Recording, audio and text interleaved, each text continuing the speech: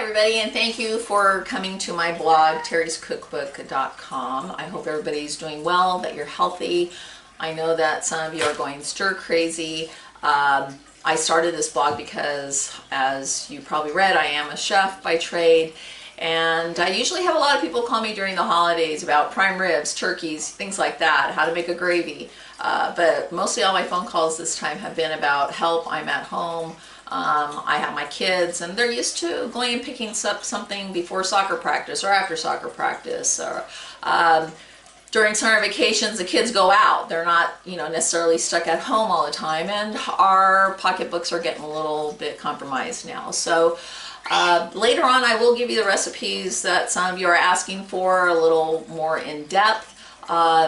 If you have any ideas, if you've made something that you can use again and repurpose kind of in a way using the leftovers, that'd be great. Send me an email and I'd love to pass that on to people. So right now I am not a crafty person. I did go to the store before we came on lockdown. We own a motorhome. We're very fortunate to have that. So I do keep that well stocked because we travel a lot. So I do have plenty of napkins, but I also don't want to necessarily use all of them all the time. And so I ran over to a store that was next to where I go shopping at, and they had a lot of these inexpensive cloth napkins. From what I'm hearing on the news, like the kids going stir crazy, people don't know what to do with their kids. I had some wooden clothespins. You might have some plastic clothespins. Maybe this is something the kids can do. I found a button that fell off of somebody's pants or jacket or shirt. Nobody's telling me, so nobody obviously worn it, but I did find that in my dryer, so I'm repurposing that. I just got some glue. I know I have a glue gun somewhere, but like I said, I'm not that crafty of a person, so I just used some glue that I had in one of my drawers, and I stuck a button on. This one I had a spoon, and I painted it because I was bored watching TV. So now we all have our own napkins that we can use, and this one's my friend Lucy in Arizona, so this is her first time seeing her little clothespin. And so now everybody will have their own clothespins for their napkins, and then that's going to be easy. I'll just throw them in the washing machine, throw them in the dryer, and I don't have to worry about there's no more napkins or using all my paper towels up. So it's a great thing to kind of have and use. So that's like my only crafty thing that I have going on right now. And then I put this little basket together, so kind of make things a little nicer and funner in this time. That's what we kind of have to find things to do. I also want to show you something else. So when you go to culinary school, you take obviously different classes, safety and sanitation. One of the big things is food control. So when you're in a restaurant and kind of look at their menu, when you're creating a menu, you have to use a lot of the same things over again. You're just not going to buy saffron maybe just for the paella. Maybe you can use the saffron later on. You might just buy the saffron for the paella. But we try to see how many times we can use those ingredients to keep the food costs down. So that's one of the big things that you're going to want to definitely try thinking about is, okay, how many times can I use that onion? Because no one in the family likes onion in anything except I want to use it for this one item. So your thought of how you're going to be purchasing things is really important right now. So I did put on my blog about the ham.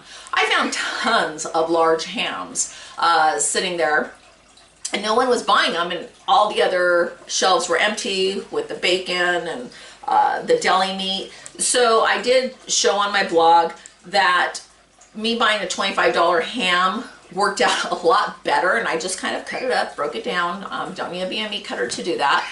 And now I have the bone for the soup. I have ham for eggs. I'm going to dice it up, make a few other things with it.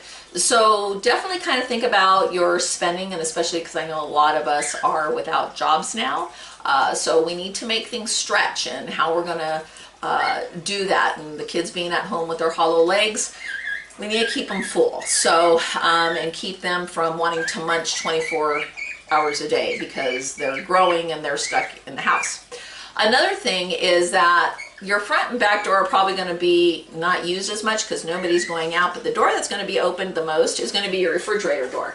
Now, as we all know, nothing in the refrigerator changes from 5 minutes to when they opened up the refrigerator 5 minutes before. And they're going to sit there and they're going to be staring at the refrigerator, seeing if anything has changed. Now, again, this is really important for you. In the restaurant industry, they teach us to mark everything, label everything, put dates on everything, rotate everything around. But that's what I'm used to, and that's probably not what you're used to. But so that you don't have waste of food, I just took some masking tape and I always write what's in my leftovers because no one knows what this is. But I know it's curry. When my husband comes to the refrigerator, if he wants something for lunch, he knows that I have some wonton soup, that I have cookie dough, that I have roasted nuts, and this was from the other day when I was still able to go out to a restaurant. I got some salsa, so I marked it, and especially if you're using containers that don't have what they're supposed to have. This is a lemon, yet I have some garlic that I had minced in there. So that way I remember as well. The worst thing is to open up your refrigerator and find that you have mold on stuff, and or you have the one hot dog that didn't get eaten and now it's all slimy. So we do have to really think about how we work our refrigerators. So I hope you enjoyed that little tip there. Also with the freezer, let me tell you something about the freezer. So yesterday I mentioned about the ham. Well, what you want to do is when you're freezing, whenever I repack something, I always put it in a brown paper bag. Now, you may not be able to get access to brown paper bags right now, but later on in the future. So these are the avocado tortillas I made. And I have them individually wrapped with my masking tape. And so they don't get freezer burn, and so that I don't forget what it is, as you see, I have put avocado tortillas on there. So if anything happens, someone's hungry, I need to take something out for dinner, I don't have food that has burned, like the chicken meat or beef or whatever it is. I won't have hair on my ice cream because of the freezer, because everything is marked and in paper bags. So everybody knows what it is. Nothing's getting lost. Popsicles that come out of the boxes, you're not going to find some on the bottom of your freezer because it's all going to be marked. It's a really good way, and it keeps things from freezer burning, putting them in brown paper bags or white paper bags. So that right now is my refrigerator tip as well. My name is Terry, and thank you for joining the blog.